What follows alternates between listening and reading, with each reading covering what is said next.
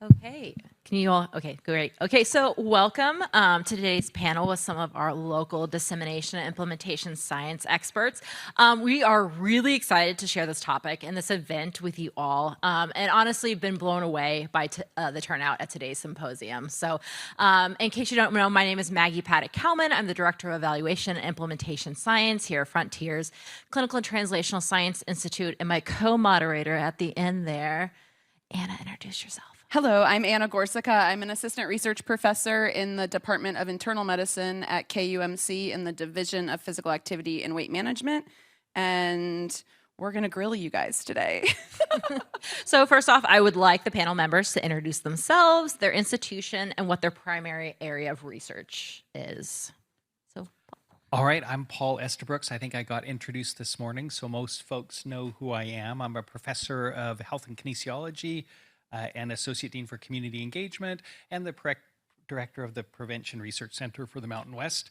And I really enjoyed being introduced as a local D&I expert because I have been in the region for a long time. I'm Christie Befort. I'm in the Department of Population Health at KU Med, and also I'm Associate Director of Cancer Prevention and Control for our KU Cancer Center.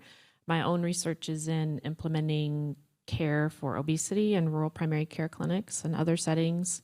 And then I also run our COBRI on implementation science at KU Med. So we have some of our trainees here for that. Hi, everyone. I'm George Carlson, and I'm here at Children's Mercy. I'm in the Department of Pediatrics. I'm also Associate Director of the Center for Children's Healthy Lifestyles and Nutrition, which is a joint partnership between Children's Mercy and KUMC. My research background is in physical activity, promotion, and epidemiology.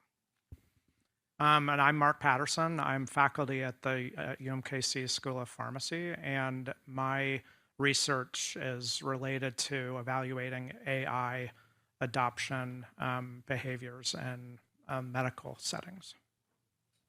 Okay, so the first question that I have, so very few people actually set out to focus their work in implementation science. Oftentimes you hear people kind of stumble into it by accident. So I always love to ask, what's your origin story? Who introduced you to implementation science research, and how did you realize that it was relevant for your own work? Paul? So I'm so freaking old that I've been around for longer than dissemination and implementation science was termed as a field. I would say that the origin story is about being a doctoral student who had limited resources but really wanted to promote physical activity in communities. And so partnered with the Victorian Order of Nurses up in Canada, community center, and we designed a program together, and then we studied it, and I didn't have to pay them to deliver the program because it was part of the services that they already delivered. And then I found out that, hey, I'm done my research and they're still using our intervention, and they kept using that for about 10 years after the time I'd done it. So I just kind of stumbled into it, but it ended up being that I learned a lot as a doctoral student about how you can partner with shared goals with community and be able to develop something that has value to you as a researcher and advancing science, but also has value to them in terms of having impact in real time. So mine was probably a typical story. I had completed my first R01 grant that was an effectiveness trial, and it was successful, and it was in breast cancer survivors, and the women were like, what can we do now? And I just felt terrible at the end of that trial because there was nothing there for them to continue. And around the same time, I started engaging with PCORI, and it was the PCORI focus on being patient-centered and engaging with stakeholders. I think that led me to the fringe of implementation science. That was around the same time that implementation science was becoming more of a hot topic.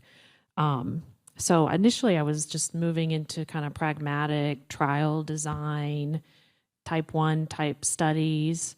And actually, I don't know if you remember, Paul, but a couple of us went up to Nebraska when Paul was up there, and I was like, I'm really not an implementation scientist. I don't know why I'm here speaking.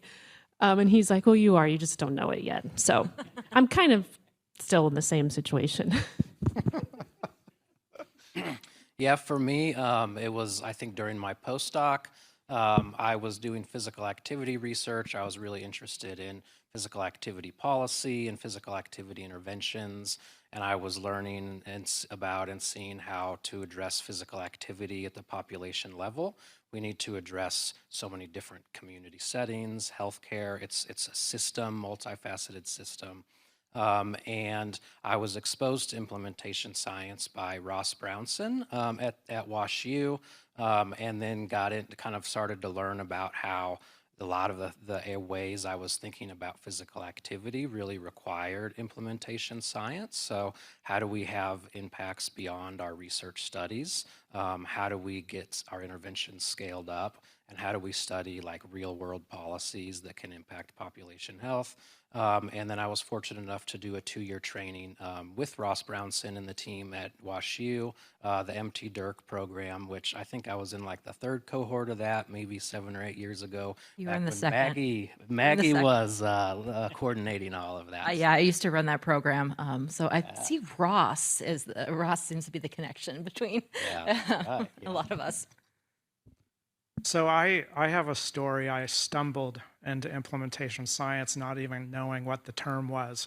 I had the opportunity and privilege to be able to work with Dr. Spertus and Dr. Farr and Dr. Olds before it was called Healthcare for Innovation, before it was called High IQ, the Institute.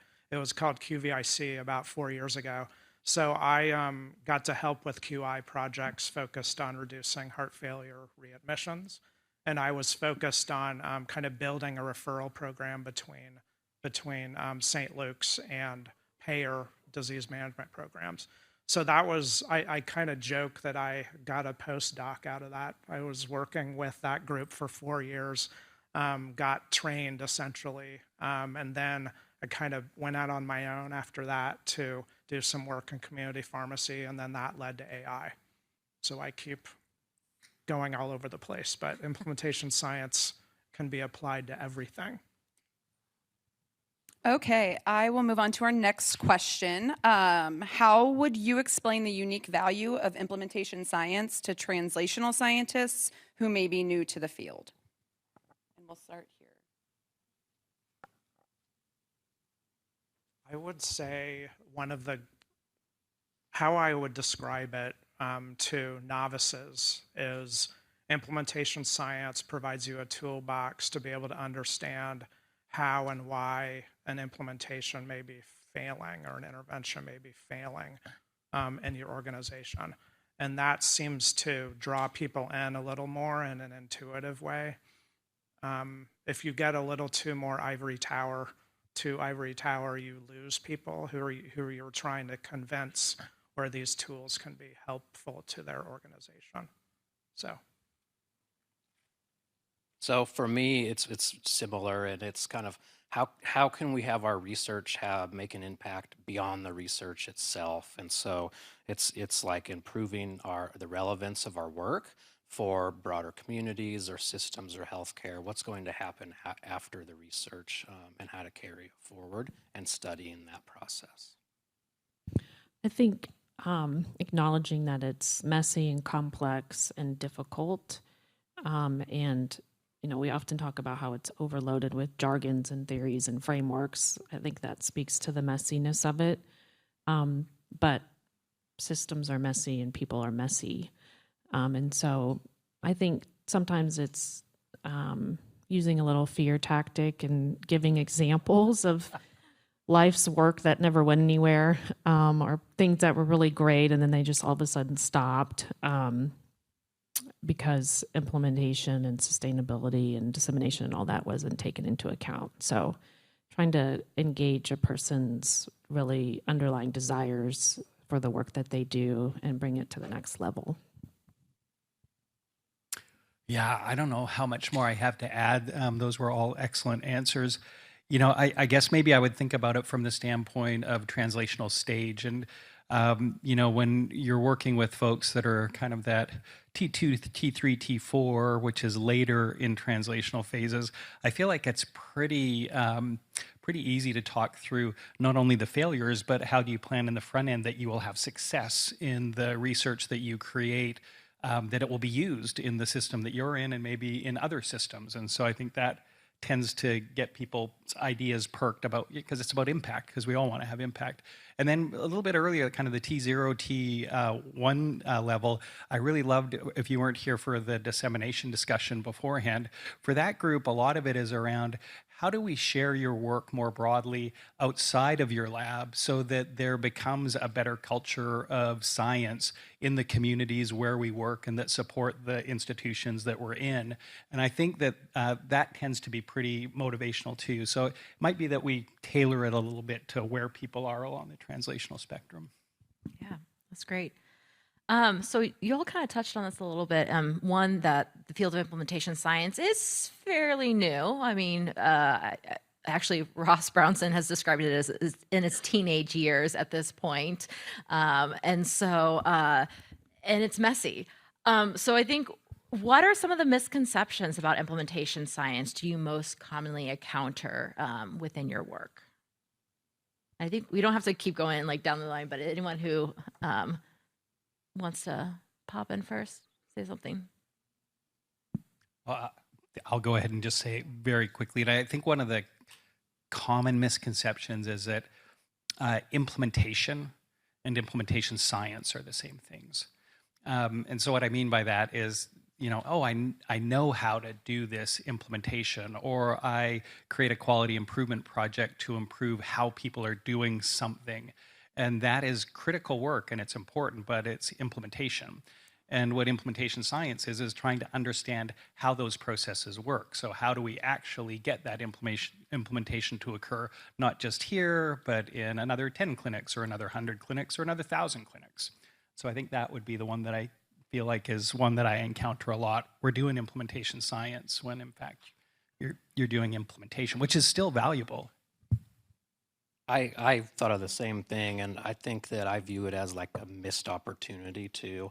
Misconception, I think, is good, but there's, when you're doing great implementation work and dissemination work, there's also a really great opportunity there to study that, to use implementation science methods, frameworks, and designs to then measure and evaluate and study those processes so that you can learn the impacts of those efforts and inform other efforts of doing that. I think it's really hard. I'm guilty a lot of times, especially when we think about aspects of implementation and dissemination where, we're maybe strapped for resources, or the funding is for a certain part, but not to study these other parts. And so it's hard. I think there's good reasons why it happens a lot, but I do think it is kind of a big missed opportunity that would help strengthen the field. I think one of the things that I see in folks, for example, applying for pilots or whatever, is not fully appreciating the importance of the context and the setting in their work. A lot of people still are wanting to develop things that are cool, but aren't fully connecting that to the context yet.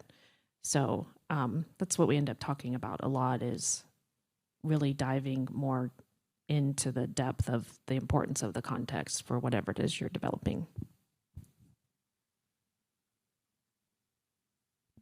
Mark, you have anything you want to add? I'll wait till the next one. Okay. I'll I'm going to pass. skip the next one because I'm really excited about the following one. So, how can implementation science better center equity in study design, methods, and measures?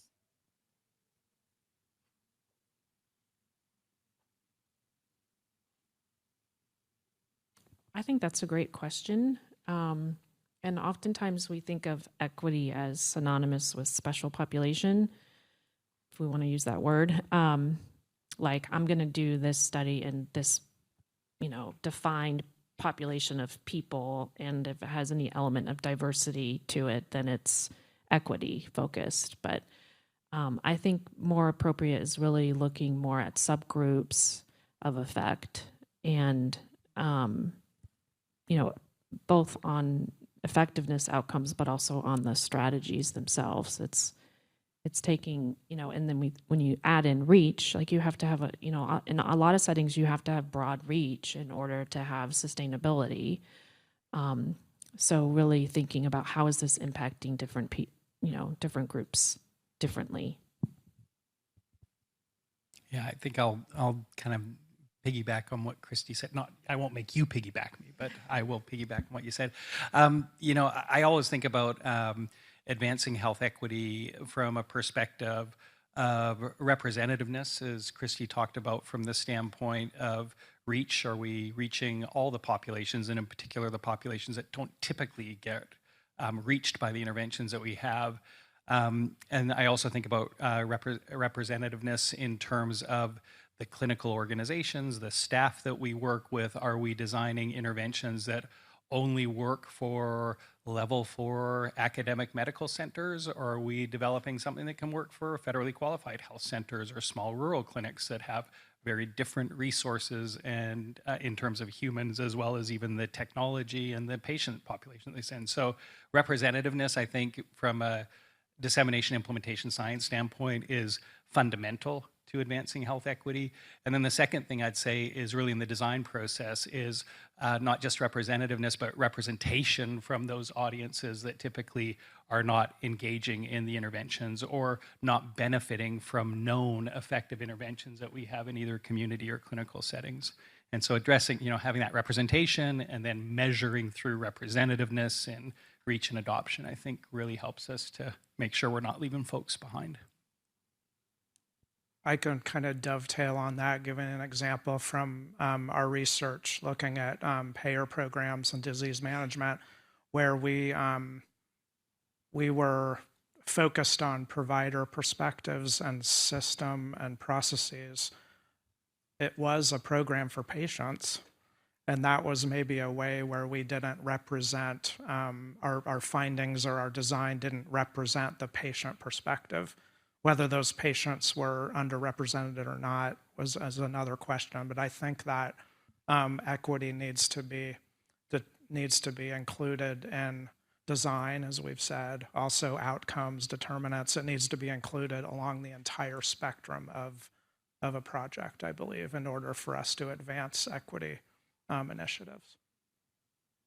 And just one thing I'll add is that I think community-based participatory research principles come in here a lot as well. I don't think that's been mentioned yet, so it's just important to keep that in mind, that those extend into implementation science research, really well.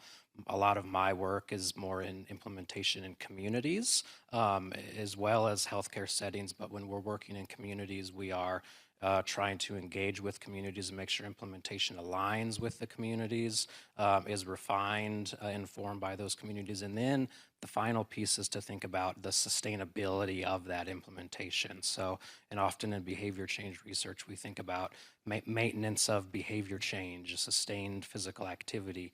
But in implementation science, we're talking about sustained delivery of an intervention in these communities and to build those supports through implementation science as part of the intervention, and using CBPR-based strategies to do that.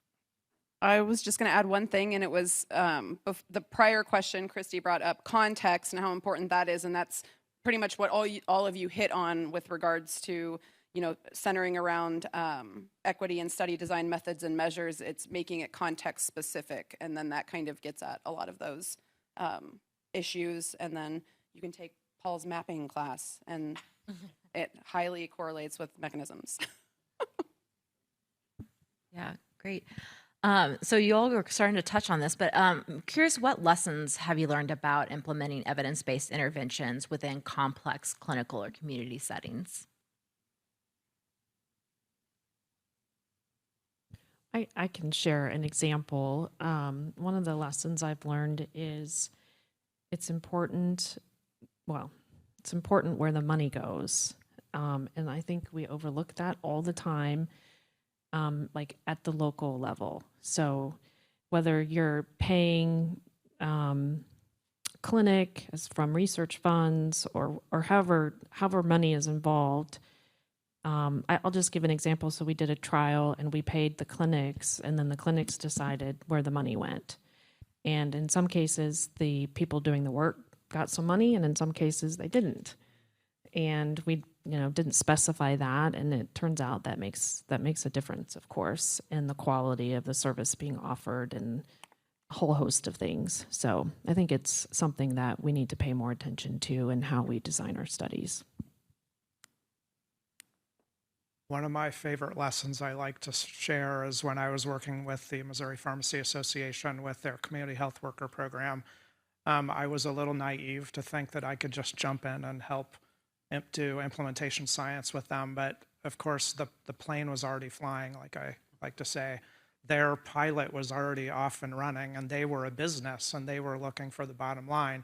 They were interested in implementation science, but I had to come in and kind of adapt my expectations a little bit and make my approaches more pragmatic to be able to collaborate better with them.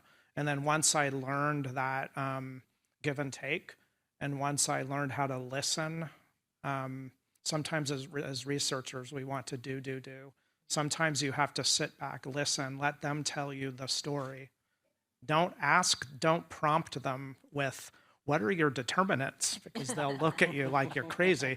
But just ask them for their stories and understand. It took probably 2 or 3 Zoom calls even before I understood which framework I could even try to use. And so I would say lessons are listening and adapting, and it's part of that community-based participatory kind of strategy, I would say. And then it makes it a lot more interesting to work with your colleagues and build stakeholder relations.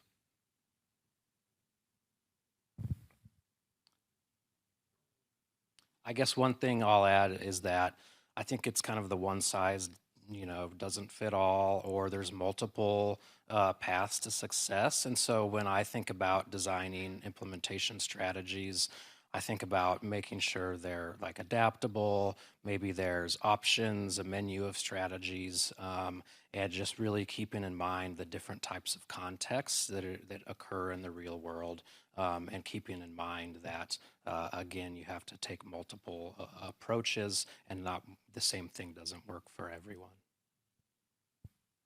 Yeah, that's a great point, Jordan. And I think that the one thing that wasn't mentioned that I feel like I've learned, and I don't know when I learned it, but it's that everything's dynamic.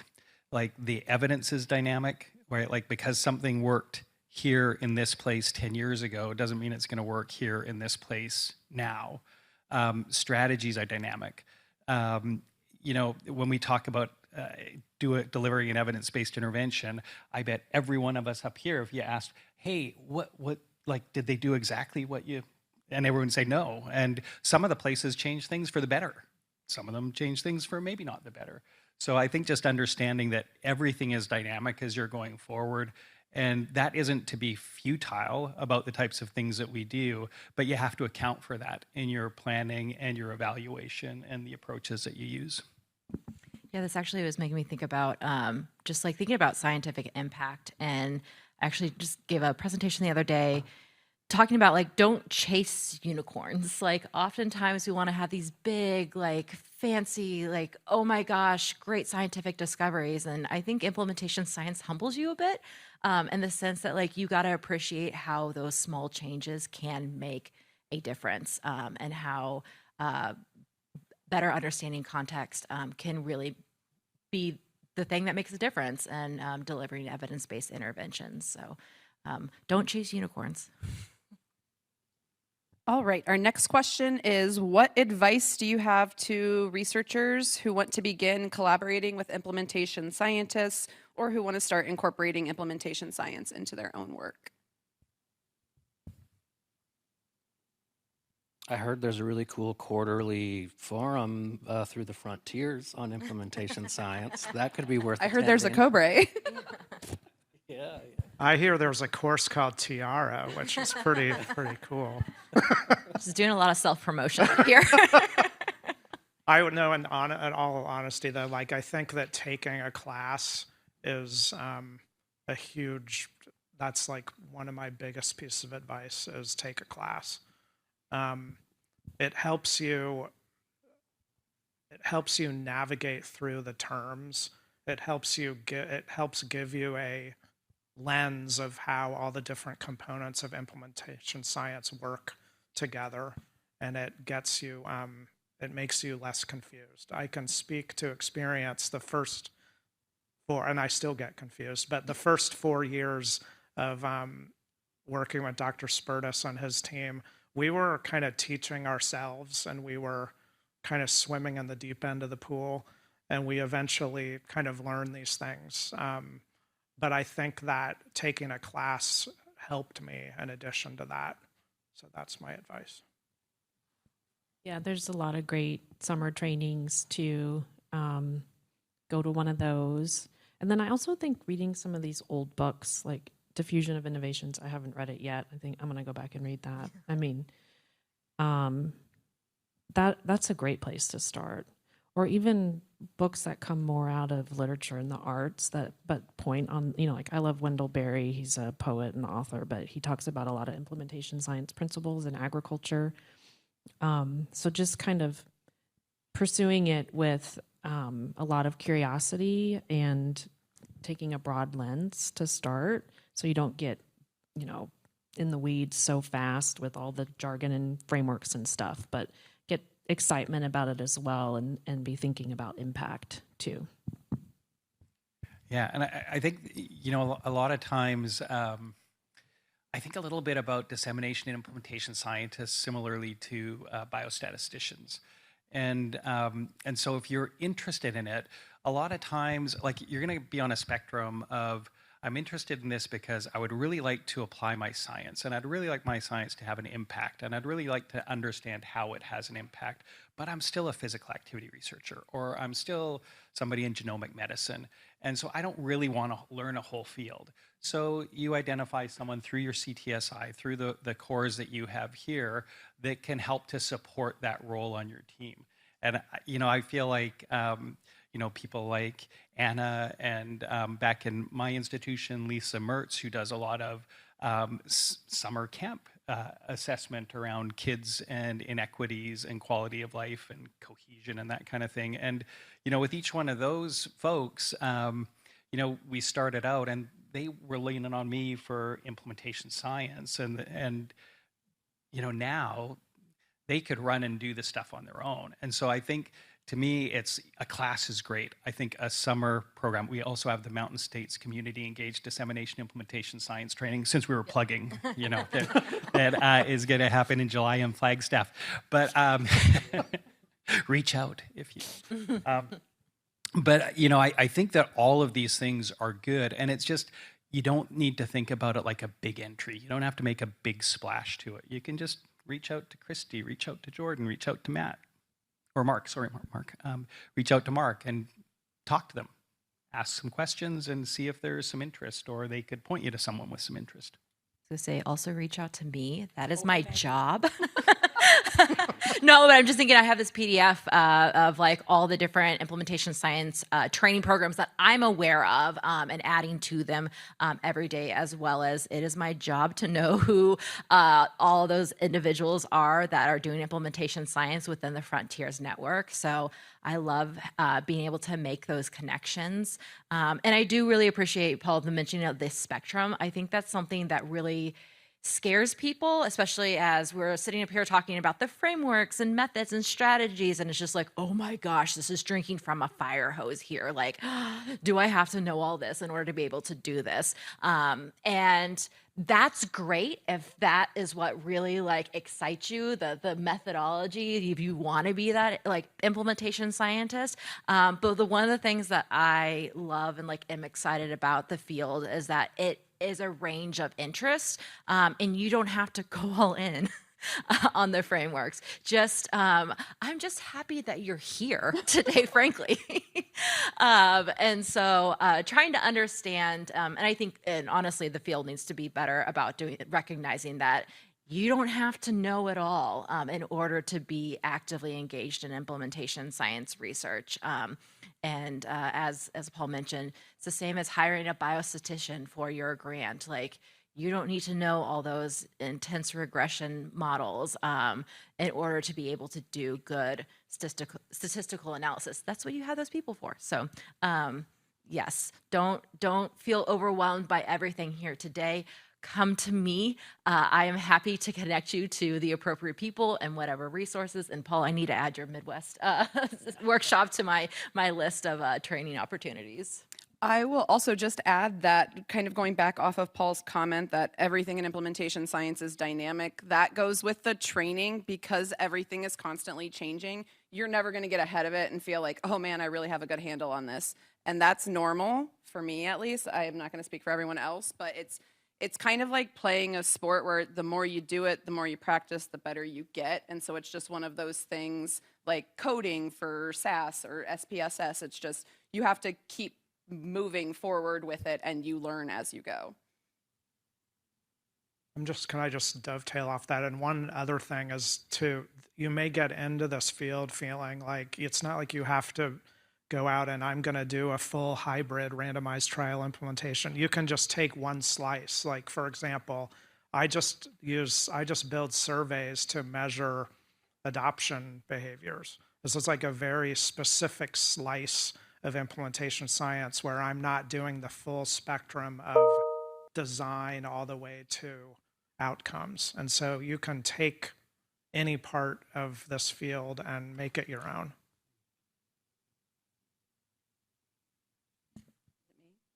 So, okay, the final question. Dun dun dun. What emerging trends or methods in implementation science are you most excited about? Well, there is no Twitter, so we don't know any of the trends anymore. So our news source is gone.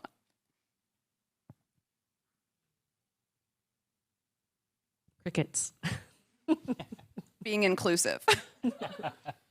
I don't know how to answer that question. I can say what I'm thinking about is kind of what you were talking about, how everything's dynamic. We do these 5-year R01 level trials, and it's difficult to get through study section with something that's too dynamic, right? But really, that's the case. I mean, how many of us have taken 5 years to do a study, and by the time we're done with it, what we're studying is no longer super relevant?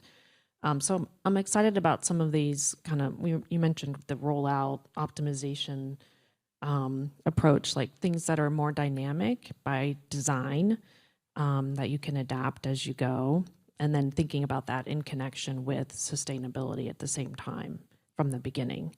So I don't know, it's a conceptual area, but those are some of the things I'm excited about. And it's not just because I'm seeing people that were on the dissemination panel. But, I think that 10 years ago, we were writing a bunch of grants around REACH because we had a lot of things going on in communities like the quit line and things that were available and accessible and, didn't cost people anything, and just couldn't get folks to use them. And so like with Anna, with the diabetes prevention program, a lot of resources out there that the community organizations, the reason they're not sustaining them is because they're not filling them, right? And so, to me, when I think about dissemination, and I'm always usually pretty careful to say dissemination and implementation science because I believe that it is both of those things. It's not just one thing. And so I think really this idea of dissemination to what end is an area that is really growing. And like the last 3 grants that we've got have all been focused on REACH. 10 years ago, we could not get anyone to fund those types of things. So I think that's an area that folks are interested in. When I think about dissemination, it's inclusive from the standpoint of how are we sharing and co-creating and then giving back information and getting information from our community partners and the folks that we work with, to designing strategies that let the populations who could benefit from these interventions know about them.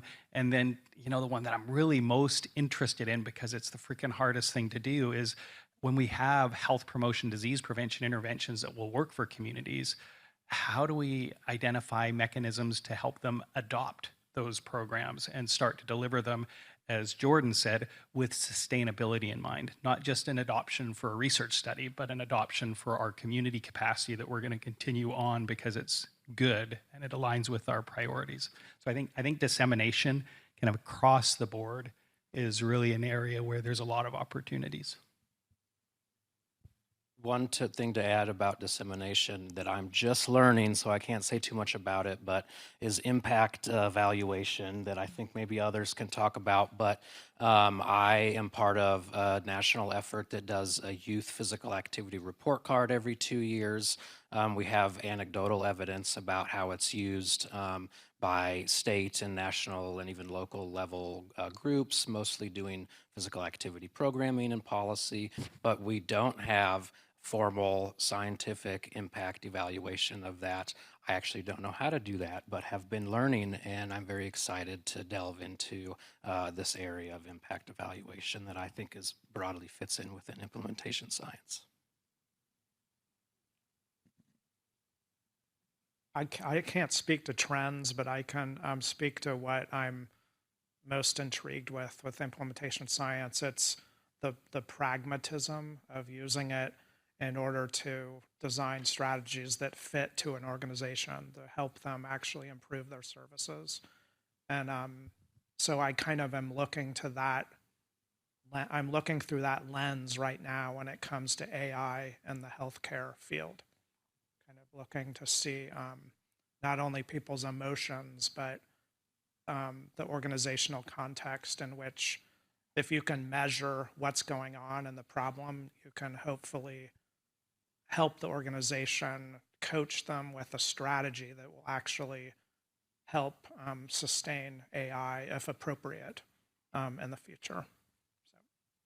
So a topic that I don't think was really touched on much today, but de-implementation. So stopping doing non-evidence-based interventions. I can't remember the stats off the top of my head, but when I was talking with several investigators here at Children's Mercy last fall, many of them were talking about interest in de-implementing clinical interventions, especially within clinical setting, that oftentimes it's just hard not to do something. And so depending whether there's actual evidence base for it, a lot of clinical interventions, a lot of community interventions we do don't have a clinical base. So how do we stop doing those or scaling those back, and then either replacing it with something that we know that does work, or just stop doing it altogether? And that is something that's starting to get more attention, I think, in recent years within the field of implementation science. I think within the changing scientific landscape right now, it is definitely going to be something that will receive more attention in the coming years. Okay, so we've gone through the questions that we have, and we really wanted to leave enough time for audience questions. So Holly and Hanlon are going to help pass around microphones. So for those in the audience who have questions of our panelists, oh yes, I already see hands. And please introduce who you are before you speak. Hi, I'm Laura. I'm over with University of Kansas Medical Center over in population health, and I'm actually a tobacco treatment counselor, so I am a practitioner. So I am very interested in the practitioner collaboration with researchers, and a couple things come to mind. One is, for within research, somebody might have interest in a certain topic, whether it's physical activity, tobacco use, substance use, whatever it may be, and you may do like a literature review, and you're like, you know what, I think I want to do this, and then you start looking for who's going to help me, who in the community, who in my hospital system is going to help me with this. So I'm curious about, if it would be possible, and I know funding guidelines say, hey, we're funding this, so you got to find something that fits into this category. But, the perspective of going to the community and saying, how can I help you? What are you working on? And how can we help you do that? And then, just thinking about in general, what are strategies to kind of improve that collaboration with a practitioner and centering practitioner kind of from the beginning of that research? Yeah, I think you're talking about community-based participatory research concepts, and that's been, people have been doing that. It's hard. That's hard too. Right now we're trying to connect investigators with communities that have submitted community pilot grants as part of our cancer center. So these are county level or organizational level folks that want to do something. They'll submit a proposal for $10,000 to $15,000 to get some money to implement something.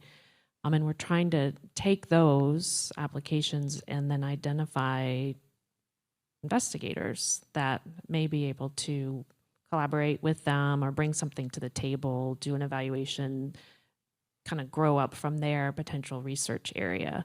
It's slow, it can be hard, a lot of it's matchmaking. I don't know if I'm answering your question, but those initiatives are important and they're around. We just need to keep at it.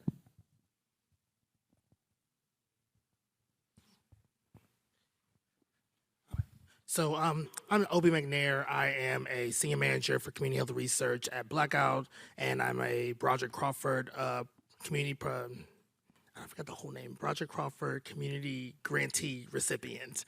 And so this is a question I've kind of had all day, but I think this conversation has kind of re-brought it back up when we talked about dynamics. Earlier today, Dr. Estabrooks, you had the picture where it was like in 2002, I think there was a first research, and then it wasn't until 2019 that it was finally got to community. And something that I often hear about, especially when we think about like implementation science, is okay, we know it works, but now we spend all these years trying to perfect it. Well, what's the unique thing that made it work? And so we spend all this time continuing to perfect it, but we're not getting it into the hands of community and getting and then in that time period, so many more people die from whatever health outcome you want to be. So my question to the panel is two parts. One, what are examples in which you all are working to kind of shorten that window of time? And then two, how do we continue to shorten that window? Because the reality is that while science is great and we want to perfect it, we're losing community and people along the way trying to get it perfect. I'll start. Is that okay if I start with this one? I think that the first thing I'd say is I highly value people that are continuing to try and improve the efficacy of our interventions in my world for health promotion, disease prevention, physical activity. So I don't know that we need to slow that down. And I don't think that the issue is that we're spending all of our time and energy on improving those interventions. Do I think we could shift our funding models a little bit more towards dissemination implementation? Sure. But I do want to say that I think that's super valuable stuff that continues to go on. And we didn't really mention the area of scale up and scalability, which I think is another area that we really need to be spending a lot of time. And it's a little bit of an interface or an interaction between dissemination and implementation. And what I mean by that is here's an example that's local. So how many people have participated in Walk Kansas before or have heard of Walk Kansas? Okay, so we designed Walk Kansas in 2000 when I worked at Kansas State University. And the way that we designed it was I had a background in group dynamics, physical activity promotion that I brought to a group. But Mike Bradshaw, who oversaw the extension system that focused primarily on consumer services, I think is what they called it back then. He was the decision maker within the extension system, and then Sherilyn Flaming Jackson was a local community agent that was doing physical activity promotion that was labeled Walk Kansas, but didn't have all the group dynamics components to it. And so we designed it together, and this is answering your question, I promise you. We designed this together in a way that was a priority for me was, yes, I wanted to know if group dynamics approaches could work in the same way when people don't get together in structured groups on a regular basis, but we build them out of regular kind of occurring social networks. So I was really interested in that from a scientific standpoint. But Cheryl and Mike in particular was interested in how do we get this out across the whole state. And so we designed that intervention to fit exactly within cooperative extension. We designed reporting tools for agents that delivered it, that they could just take that template, drop numbers in and turn it in, and that would support their performance evaluation. We demonstrated that Walk Kansas reached many, many more people than any of the other programs that were going on, which was one of the primary indicators of success for cooperative extension. In the first year, we had 50% of the counties deliver that. 5 years later, it was every county, unless they didn't have a cooperative extension agent, started from 6,000 people a year to 20,000 people a year. That program keeps going, and Mike retired eons ago, and I left K-State in 2003. Sherilyn is still there, so maybe that's something too. You get the local program champion that's moving it forward. But my point here is that we can do both things. Like where I used to call this a small systems approach. You engage with a decision maker, with a doer in the system that has priorities that align with your expertise as a scientist, and you can do great things and have impact in that system in real time as you do your research. What I think that we still don't know is, why is Watt, Kansas not in all 50 states? Because all 50 states have extension, right? Why, right now, we're 25 years later. I talked to Denver Brown today, and he told me that about 14 states do something that's similar to Watt, Kansas, that can trace their roots back to Watt, Kansas. But that's still a pretty small proportion 20 years later.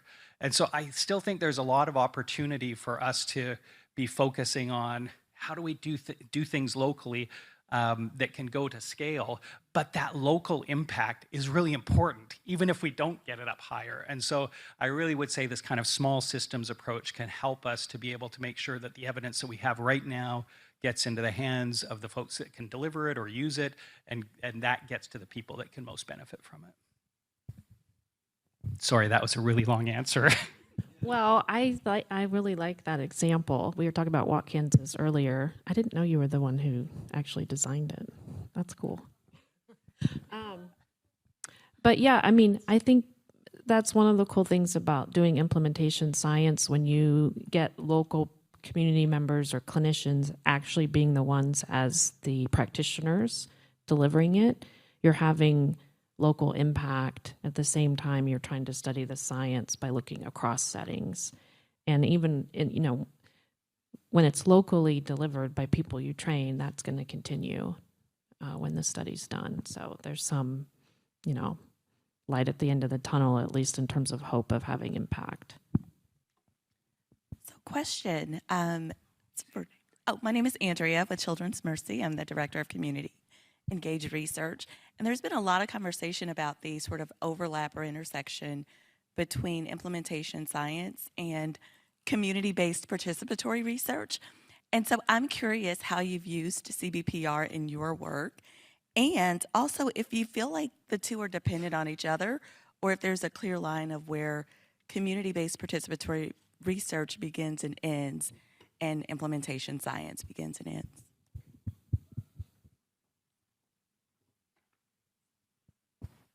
I'll make one comment about that. Yeah, I mentioned it earlier.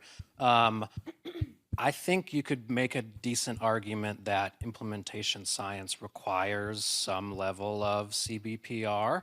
And my argument for that would be that implementation science needs to address context. And you have to know the context before you can go in and deliver an implementation or an intervention. And that part of addressing and understanding the context is really to talk to that community, get the community's input on the implementation strategies and mechanisms that need to be addressed in that context. So I think that holds true even when you're working in clinical settings. We might not call it CBPR, but I think it's still the same thing. It's understanding the context, which requires you to work with the stakeholders, shareholders in that setting. I can speak a little bit to that, the same thing. And when I was working with the Missouri Pharmacy Association, I would meet with all the various stakeholders from the pharmacy owners to the community health workers to those who are part of Medicaid and MPA, and having that input on kind of every couple weeks, informed me on how to inform them. So it was kind of a two-way street. I was just going to say that the way I look at it is that partnerships are integral for the type of work that we do. But you don't have to be doing dissemination implementation science to do CBPR, and you don't have to do CBPR, and it doesn't. I feel like the partnerships, let me start again, the partnerships part is the foundation, because we do so much work with the same partners over a number of years. And so developing that partnership, building that trust, to me, I've talked about it before as a foundational dissemination implementation strategy, because you've built trust over time to be able to do multiple projects together. And that's really the ideal. But within there, you know, I remember talking to Larry Green about the idea of it's community-based participatory research. And so the community has accountability and responsibility to bring their lived experience, their evidence that they have through the things that they've done to that relationship. But as scientists, we have the responsibility to bring the science that we know about that could be applicable in those areas. And so really what we're trying to do is find where there is overlap or tension, and then move forward with a study. And sometimes that can be dissemination implementation science if there's a body of literature that's available. But the partnership will take you into a whole lot of different types of research that's not just within our field. So you would be developing new and testing for efficacy, new interventions as well. So I think they're tightly related. And I would say that I have never written a grant that didn't have a partner on it, whether it was a clinical partner or a community partner that was dissemination implementation science. But I've written many grants as well that were not dissemination implementation science that also had partners on it, because we were trying to figure out what's best in that particular context and community. Oh, great. This is Tom Miller at KU Med. So I came into hearing about implementation science from, like flagship university, not med center, none of that, and then got here and everybody's talking about it.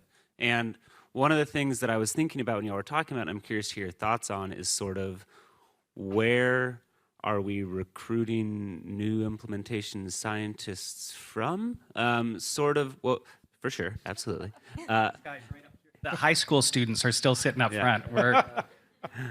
Because I guess my question is, when I see a lot of these frameworks and when I hear diffusion innovation, demographers have been looking at diffusion of fertility practices since the 60s. Sociologists consider context and have for a long time.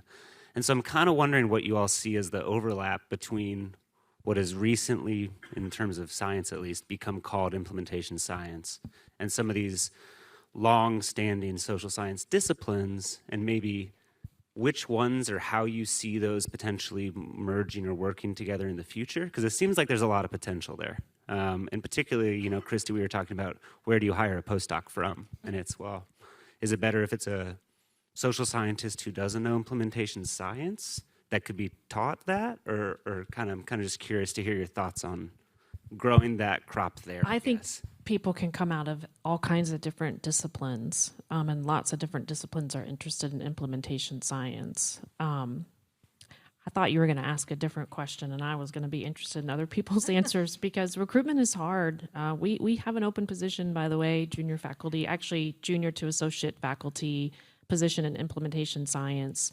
It's a lot of people are hiring in this space, so it's hard to recruit. But I don't know if I'm answering your question, but yeah, I mean, any discipline, there is a skill set involved, but it can be learned for sure. You have to want to implement something. So that's the main criteria.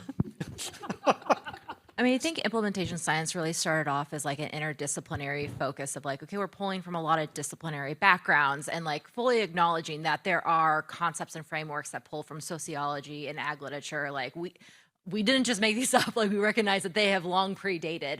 But I think really implementation science is trying to evolve into more of a transdisciplinary approach of like everyone is using that same language to describe these concepts and frameworks going forward. So I think that's really where the field is evolving. But as Christie said, like it doesn't need to come from a specific background. One of the things I've always found fascinating is what have been people's areas of studies and how they've got there, because it can span so many different disciplines over time. Well, then I guess as a quick follow-up to that, to Christie's question, if a lot of people are hiring in this and implementation science isn't a common Ph.D., what are your guys' thoughts on how we get people into these roles when maybe there aren't that many who would volunteer to say, I am that person already? So Tom, you're actually getting into my dissertation topic. Oh, well. So I'm also working on my PhD at the moment. And one of the things that I am interested in is implementation science identity and why people identify as implementation scientists and some don't. It's this fascinating phenomenon, getting into that later. But I will, again, self-plug for Frontiers. One of our focus, we are currently about to submit our renewal grant in May, and we have some great plans for implementation science capacity building, for workshops, for expertise. We have a proposed faculty share with some other institutions that have some of these senior methodologists that have agreed to provide consultation. One of the things that we realize is hiring is hard, recruitment is hard, but also one thing that we really need to focus on is building our capacity from within. We have a lot of amazing researchers here that are interested in implementation science, and what we really need to do is just support and build that up, and build up our own expertise. So, Hi. We do have a question online. Oh, okay, you can go first. So I'm going to go question online. In what ways have national implementation science research funding opportunities changed in the last year or so? And what do you foresee for the next 3 years to look like? There's a call out. I was co-I on one of the grants that was submitted, and it was reviewed, and there have been a lot of changes with how they're reviewing grants, and because we missed a cycle with the shutdown, I don't know that anyone can answer that question. Who asked that question? My question is kind of related. So I've heard pockets of intervention scientists lately, especially in the last year, getting really excited about social entrepreneurship and like partnerships with the private sector. And I wonder what you feel like in terms of funding and getting interventions out there. Is this the future? Is this something that we lean into? And what are the promises and pitfalls of private sector partnerships with implementation research? I kind of feel like lean into everything. Like if it looks like it's an opportunity for you to be able to get spread and dissemination of the work that we're doing and have an impact with it. Our president for University of Utah used to be the dean for business, and so he is big into social impact and trying to get folks to partner with industry. And, one of my best partnerships for probably about 15, 20 years was with a for-profit weight management company. And, and we had shared vision on things that we wanted to do, and what we learned, they took and ran with. I didn't make any money off of it or anything like that, but it was a great way to get a lot of people to experience an evidence-based program. So, I think that it's a little tricky. I am a touch jaded, because anytime you go and talk to these folks about physical activity and healthy eating, they're like, there's no money in that. We can't find a business partner for you. And I applied for our social impact stuff and got some really interesting feedback around that. So I would say if your topic fits, it's just like with any other partner. If you have shared value and alignment, and there's going to be impact from the work that you do that would benefit the populations that you want to have it benefit, and yeah, I think you go for it and keep your eyes open.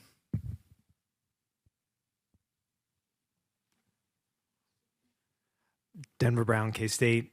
I too, like Tom, feel like I stumbled into implementation science. I think I must have missed the turn a long time ago because it was a part of my comprehensive exam. So I feel like Harry and Lloyd and Dumb and Dumber just going the wrong way for a long time. Okay, I will say you're from Canada, and Canada has been far ahead of us in this game. Fair enough. But I say going the wrong way because I think the entire time I was thinking about how do we develop new interventions and then implement them.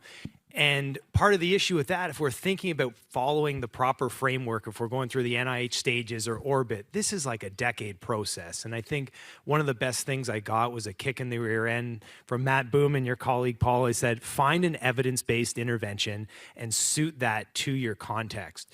So my question really is to the panel is regarding a lot of these legacy programs that exist that might not be getting the attention that they deserve, that have really strong intervention components that have been shown to be effective, but might not be optimized for the context we have today. These are interventions that might have existed 20 years ago, or Paula was talking about Walk Kansas, where we still have those 3-page long PDFs that probably no one is reading, but have behavior change content in them. They're all reading them. I know. So I'm curious if there should be, perhaps there's a theme coming in the near future for implementation in terms of optimizing some of the things that already exist further to suit new contexts, new populations. And I think Stay Strong, Stay Healthy is a great example where it started with women. Now it's more broadly implemented among older adults. And some people are thinking about putting this into postpartum women as an example. I think that's a great point. I love that point that you're making. I'm thinking of 5 a day. I mean, these are simple things that and then what comes to mind is, okay, like you got to find your innovation. Strong evidence and then the innovation of how it needs to be adapted. I think it's a great point. From a grant perspective, so like Paul was saying with the DPP, so that's kind of the world I've been in since like 2020. And, that RCT was done in 98 and it finished in 2002. But I will say, and this is, there's a lot of factors going into this. Potentially it's that there's been a lot of funding from Congress to the CDC for the DPP, and they've been putting money into this since like 2010. And so 15 years later, are they really going to just pull out this chronic disease prevention program and not, push forward with it?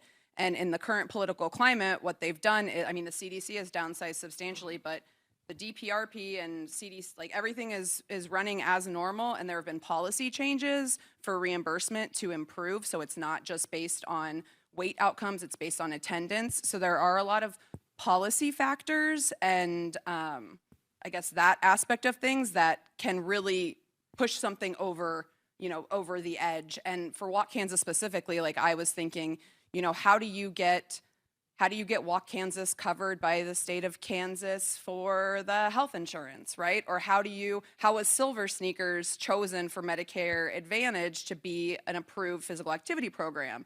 And I think, policy seems to be a coast thing pretty substantially, not as much here in the Midwest, but I think that there's so much that impacts the state and how we can run things that's based on policy. I think we can't, I've tried to bury my head in the sand with policy and just like turn every direction. Someone's like healthcare admin. I'm like, no, I don't insurance, but it has to be reimbursable. It has to be sustainable. And that's like the biggest thing. So.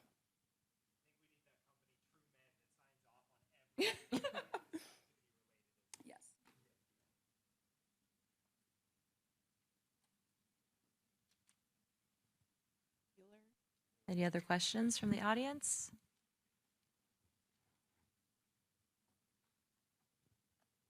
Okay, would our panelists like to give any, we still have a few more minutes, but any final thoughts on, I think today or just life recommendations? I mean, we talked about what advice giving going forward for anyone who's interested in implementation science or even translational science. Well, I guess, what are your final parting words? There we go. Oh, that's a much better lead-in.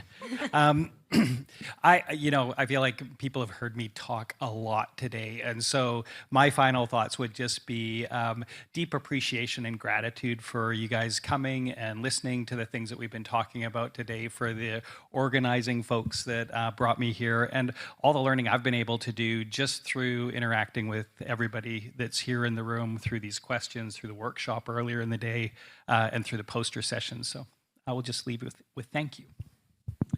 I would just leave with the thought of, depending on your career stage, or any career stage, really dig into what it is that you really believe in and what are you passionate about. This is hard. It can be hard. It's a long road. And, if you're later in your career, go back to that, and rethink, why did I do this to begin with? Questions around funding and whatnot. I think at this point in time, we're all called to do that, whether it's implementation science, but especially in implementation science, actually, because of the importance of our communities that we work with and the partners and the impact that we're all looking for.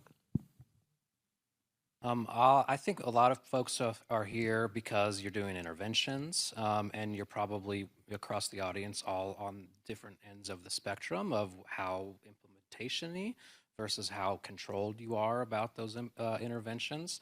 And I guess what I would encourage everyone to think about is when you're doing your intervention research, you're designing your studies and your interventions, think about how is this going to be scaled up after, I do this intervention? If you need to do a controlled intervention, if your research teams are delivering those, what's going to happen next? Make sure that you have some kind of an idea about the setting where that would fit in, or the delivery agents where that could be scaled up next time.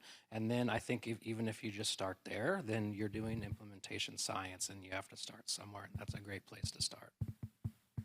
And I would speak to those who aren't doing interventions or don't have maybe the opportunity to do those, that you can still get a slice of the action by picking a framework, or maybe you just have a research question where you can use a framework tool to help just get you started, and that can lead you to other avenues. Anna, do you have any words of wisdom?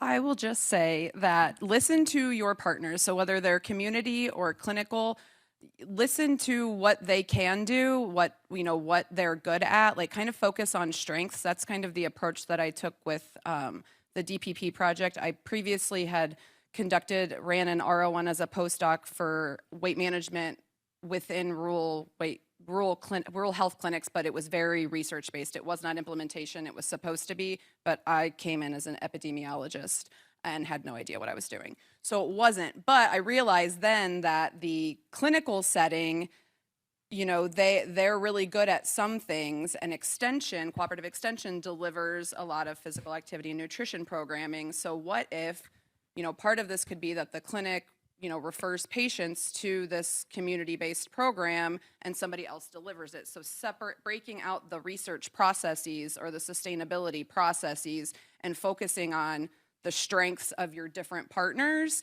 And then, that just makes things easier, because then you're working with a group who can focus on what they're good at, and you don't have to have hard conversations about how they can't do something. It's focusing on like what they can do. That's all. All right, well, please join me in thanking the panelists and my fellow co-moderator on a great discussion today about implementation science. And I'm just going to speak on everyone's behalf that if you have additional questions, need additional resources, do not hesitate to reach out. Don't hesitate to reach out to me, but I know everyone here on this panel is very nice and friendly. And would welcome emails. So thank you all for being here today.